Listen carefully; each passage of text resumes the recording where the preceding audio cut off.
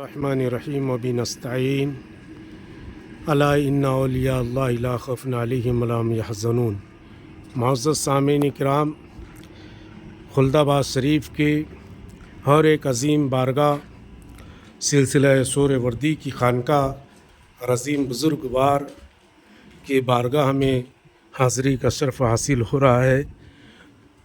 یہ بارگاہ بڑی عظمت والی، رحمت والی، برکت والی اور دعائیں قبول ہونے والی بارگاہ ہے۔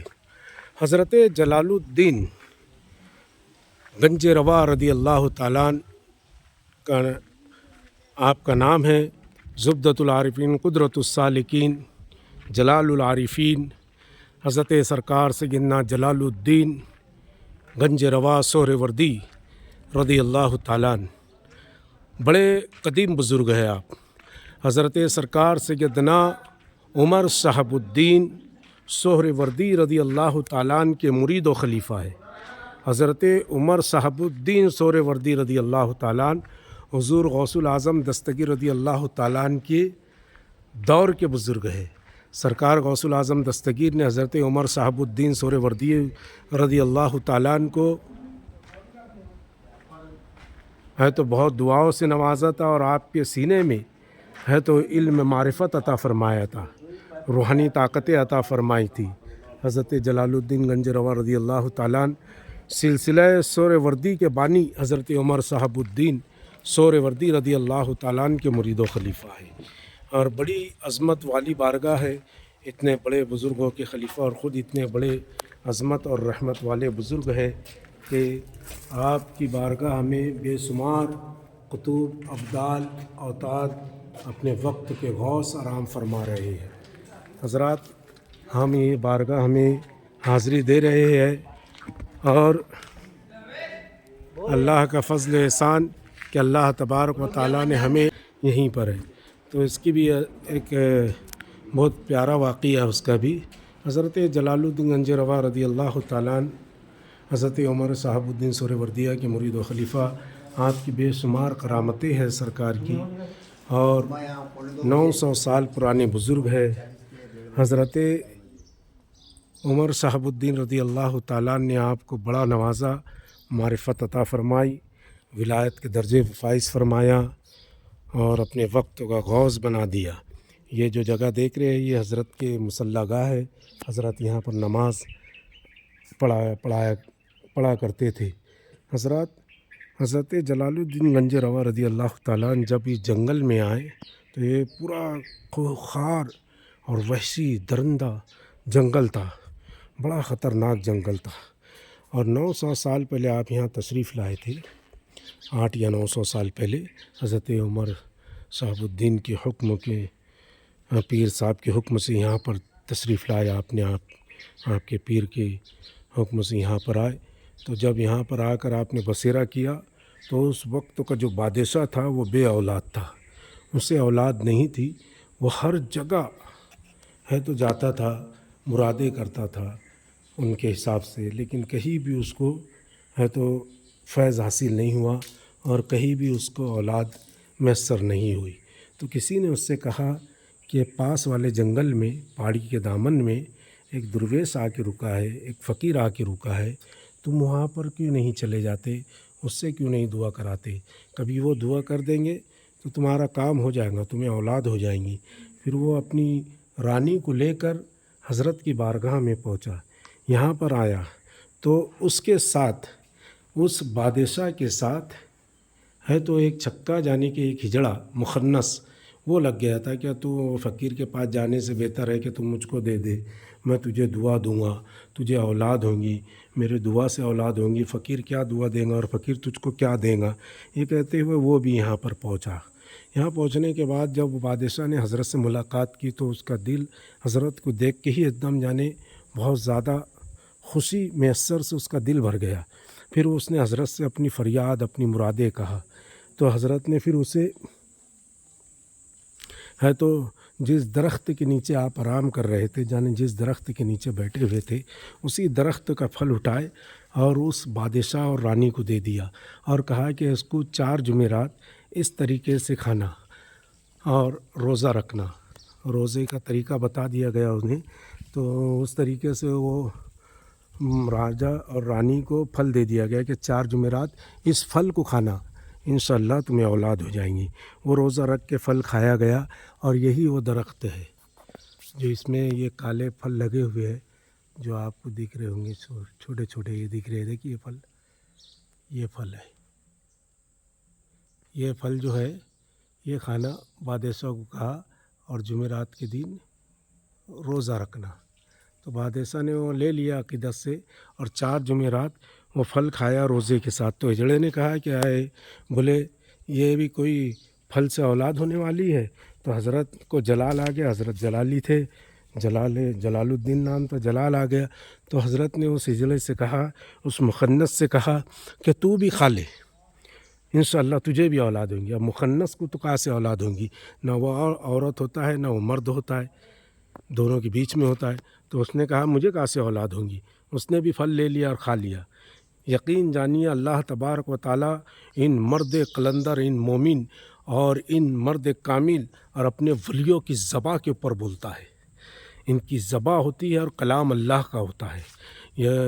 یہ جب بولتے ہیں تو زباں ان کی ہوتی ہے، کلام اللہ کا ہوتا ہے، کان ان کے ہوتے ہیں، سماعت اللہ کی ہوتی ہے، ہاتھ ان کے ہوتے ہیں، پکڑ اللہ کی ہوتی ہے، پیر ان کے ہوتے ہیں، چلتا اللہ ہے۔ تو بس ان حضرت کی زبان سے نکل گیا پھل، ہجڑے نے کھا لیا، اور ہجڑے کو ایک نہیں 2 اولاد ہو گئی۔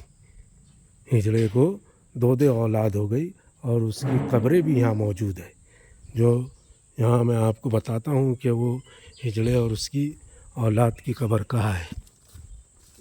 غالباً یہ اس کے بیٹا ہے، یہ مخنث ہے، اور یہ تینوں قبریں ہیں ماں بیٹے کی، جو حضرت کی دعا سے اس مخنث کو ہو گئی تھی۔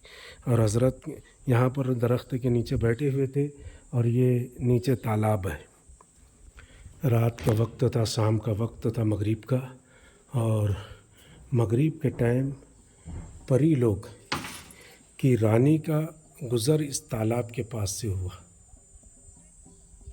یہ تالاب کے پاس سے رانی کا گزر ہوا، پریوں کی رانی کا۔ تو حضرت نے تو انگلی کے اشارے سے کہا کہ یہاں اتر جا۔ تو پریوں کی رانی کا تخت جو تھا، اس تالاب جو دکھ رہا ہے، یہ تالاب میں اتر گیا۔ وہاں پر آدمیوں کو جانا ممنوع ہے، ممنوع ہے، عورتیں جا سکتی، آدمی نہیں جا سکتا۔ پریوں کا تالاب ہے یہاں پر، آصف زادہ عورتیں یہاں آ کر نہاتی ہے، تو ان کی بلا آفت سب یہاں پر نکل جاتی ہے۔ اور آج بھی یہاں پر پریوں کا ہجوم آتا ہے۔ سرکار کے قدموں میں ہے یہ جگہ، اور یہ سرکار کا روضہ ہے۔ پریوں کے تالاب سے یہ جگہ مشہور ہے پورے مہاراشٹر میں، بلکہ پورے ہندوستان میں۔ انشاءاللہ تبارک و تعالیٰ میں آپ کو حضرت کی بارگاہ میں لے جا رہا ہوں۔ بڑی مقدس اور پیاری بارگاہ ہے، بہت بڑی بارگاہ ہے۔ آپ بھی دعا کریں کہ اللہ تعالیٰ ان بزرگوں کے صدقے ہمارے گناہ عظیمہ، گناہ صغیرہ، گناہ کبیرہ کو معاف فرمائے، اور اللہ تعالیٰ ان بزرگوں کا صدقہ عطا فرمائے۔ یہ حضرت کی بارگاہ ہے، کا نام ہے حضرت جلال الدین گنج روا سہروردی۔ سرکار کی بارگاہ میں حاضری دے دیتے ہیں۔ السلام علیکم یا ولی اللہ، السلام علیکم سرکار۔ سرکار کا روضہ پاک، روضہ انور ہے سرکار کا، بڑا پیارا روضہ ہے سرکار کا۔ اللہ یا رحمان،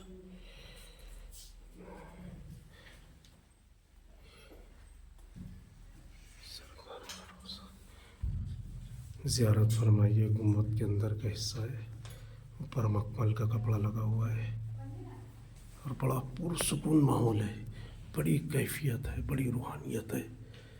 اللہ تبارک و تعالیٰ کی ان برگزیدہ متقی پرہیزگار بندوں کی بارگاہ میں بیٹھنا، یہاں پر آنا اور ان سے پہچان رکھنا، یہ قبروں میں بھی، حشر میں بھی، اور دنیا میں آخرت میں اس کا فائدہ ہوتا ہے۔ اللہ تبارک و تعالیٰ ہم سب کو اس کا فیض و برکت عطا فرمائے، ان اولیاء کا فیضان عطا فرمائے۔ تو حضرت کے زبان مقدس سے جو کلمات نکلے، اللہ تبارک و تعالیٰ نے اپنے حبیب کے صدقے اور اس ولی کے صدقے اور وہ بادشاہ کو بھی اولاد عطا فرمائی اور مخنث کو بھی اولاد عطا فرمائی۔ تو ولی کی ذبح ہوتی ہے اور کلام اللہ کا ہوتا ہے۔ اللہ تبارک و تعالیٰ کی بارگاہ میں دعا کرتے ہیں۔ بسم اللہ الرحمن الرحیم، الحمد للہ رب العالمین الرحمن الرحیم مالک یوم الدین، ایاک نعبد و ایاک نستعین، اہدنا الصراط المستقیم صراط الذین انعمت علیہم غیر المغضوب علیہم ولا الضالین، آمین یا رب العالمین۔ بسم اللہ الرحمن الرحیم، قل هو اللہ احد اللہ الصمد لم یلد ولم یولد ولم یکن له کفوا احد۔ بسم اللہ الرحمن الرحیم، قل هو اللہ احد اللہ الصمد لم یلد ولم یولد ولم یکن له کفوا احد۔ بسم اللہ الرحمن الرحیم، قل هو اللہ احد اللہ الصمد لم یلد ولم یولد ولم یکن له کفوا احد۔ اللہ تبارک و تعالی ہماری دعاؤں کو قبول فرمائے۔ اور یہ تھوڑا باہر کا تمہیں گنبد وغیرہ بتا دوں، یہ بھی چھوٹی پیاری مزاریں ہیں، چھوٹی چھوٹی سی قبریں ہیں، زیادہ بڑی قبریں نہیں ہیں، چھوٹی چھوٹی ہیں، ادھر بڑی بڑی قبریں ہیں۔ اللہ ان بزرگوں کے صدقے اور طفل ہم پر فضل فرمائے، کرم فرمائے۔ یہ گنبد ہے سرکار کا، بہت ہی پیارا پرسکون ماحول ہے، ایک دم کیفیت ہے ماحول کے اندر، روحانیت ہے۔ اور یہ پھل کا درخت ہے جو میں نے آپ کو واقعہ سنایا کہ بادشاہ کو اس پھل سے اولاد ہوئی، اور بادشاہ کو نہیں بلکہ جو ان کے ساتھ پیچھے مخنث لگا تھا اسے بھی اولاد ہوئی ہے۔ اور آج بھی دنیا سے لوگ آتے ہیں اور یہاں پر آنے کے بعد یہ پھل ہے تو یہاں کے خادم حضرات، مجاور حضرات دیتے ہیں درگاہ پہ سے لے کر، اور وہ 4 جمعرات ہے تو اسی طریقے سے کھاتے ہیں پھل کو۔ اللہ تبارک و تعالیٰ اس ولی کے صدقے اور طفیل، اپنے دوست کے صدقے اور طفیل انہیں اولاد عطا فرماتا ہے۔ اللہ تبارک و تعالیٰ ان بزرگوں کا فیضان عطا فرمائے، کرم فرمائے، فضل فرمائے۔ اللہ حافظ، فی امان اللہ تبارک و تعالیٰ۔